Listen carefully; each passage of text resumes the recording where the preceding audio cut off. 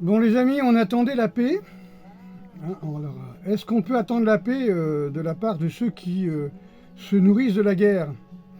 D'accord. Macron a besoin de la guerre, Zelensky a besoin de la guerre, l'Europe a besoin de la guerre, Netanyahou a besoin de la guerre aussi, les États-Unis ont besoin de vendre des armes.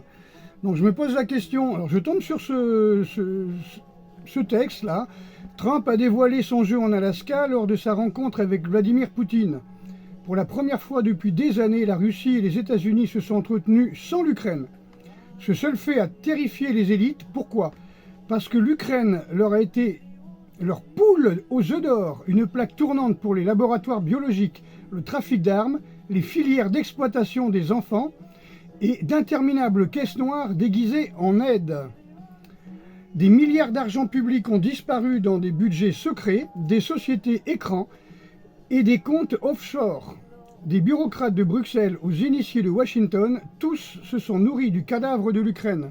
Alors, c'est un petit peu bizarre quand tu vois que le patron de BlackRock est devenu le PDG de BlackRock est devenu le patron du WEF, le World Economic Forum. Donc là, faut s'attendre que la paix, c'est pas encore pour demain, les amis. C'est pas encore pour demain. Il y a trop de gens qui gagnent de l'argent. Puis sans parler des trafics d'organes, sans parler des blessés qui sont... les mercenaires qui sont blessés ne sont pas forcément rapatriés. On leur prélève les organes, vous savez que c'est mieux de les prélever sur des vivants. Donc ils facilitent, l'Ukraine facilite l'engagement des mercenaires. Il en meurt à peu près une centaine tous les jours.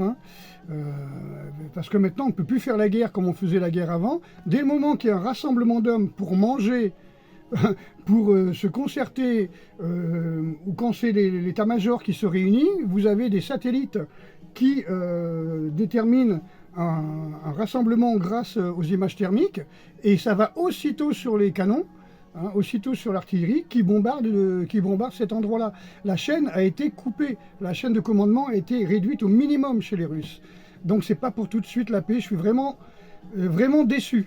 Enfin, on verra bien.